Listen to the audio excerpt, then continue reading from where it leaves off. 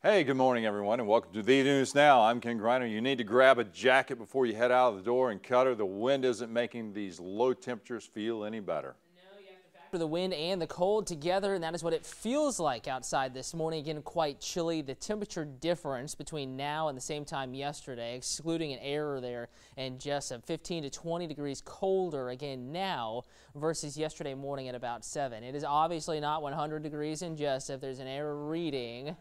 I promise. I'm sure everyone can believe me if you walk outside this morning. 36 in Savannah, 32 Swainsboro, 33 in Statesboro. The light breeze will make it feel like it's in the upper 20s and lower 30s. So with that in mind, this morning in your wearcast, suggest the code, maybe the heaviest one you have with that breeze factored in. Again, cold winter-like conditions this morning, and at least a light jacket, if not something heavier this afternoon, with high temperatures upper 40s, lower 50s, and a bit of a brisk breeze occasionally flaring up through the afternoon. Now, as we go through the next 3 days, at least want to walk you through the rest of the work week and into the weekend.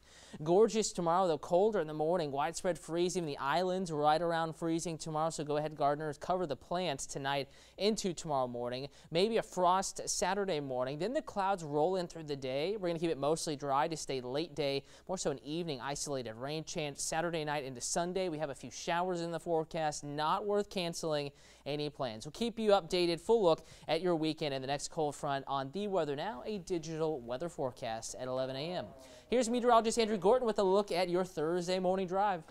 Yeah, and there are a couple of spots that we're seeing some slowdowns right now over in the low country. Not seeing an actual accident causing these backups 278 eastbound, but nonetheless a little bit congested in the area. Still at 16 minutes from Bluffton Road to the Cross Island Parkway. That's one of the more congested sections of 278 right now. We've been following this for about an hour now. Reported accident Montgomery Cross Road and Sally Moo Drive. At least two of those lanes blocked. At least that's what was reported, especially eastbound. That's going to be where you're backed up a little bit more. So if you're trying to get onto the Truman, I do not recommend that route. Also looking at a minor accident over on Abercorn and Mohawk Street, so that's not so bad. So a few things going on across the Chatham County area, but also wanted to show you these drive times on 80 right now. Not so bad. 95 south to West Bay Street, 13 minutes, and you can always get those traffic updates on Twitter. Just search traffic WTOC.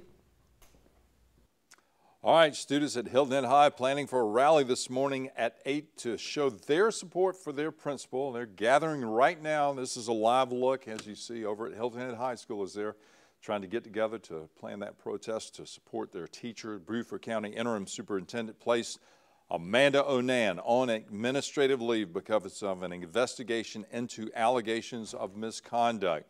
Now, some members of the community are expressing their support for Onan.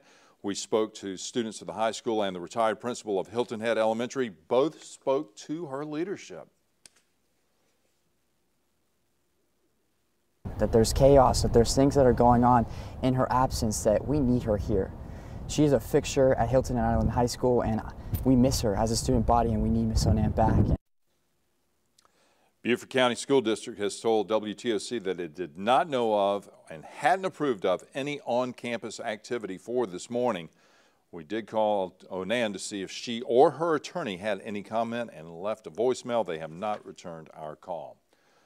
All right, taking a live look at Tybee Island tonight, the city leaders there are expected to vote on whether or not to allow the Coastal Regional Commission to shuttle people on and off the island. Now, according to documents provided in the city's agenda packet, the Coastal Regional Commission would like to bring back its shuttle service. The bus would hold around 15 passengers, run to and from the island twice a day, 6 days a week. Right now, the service would cost about $10 per person for a one-way trip.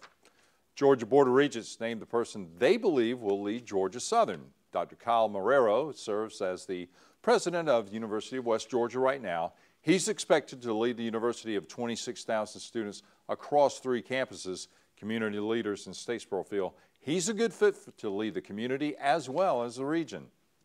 That he comes from a community that's remarkably similar to Statesboro, a similarly sized community. They have a lot of the same attributes that we do, so I think his skill set's going to translate very well to Statesboro and Bullitt County. Board of Regents anticipates Marrero taking office during spring semester.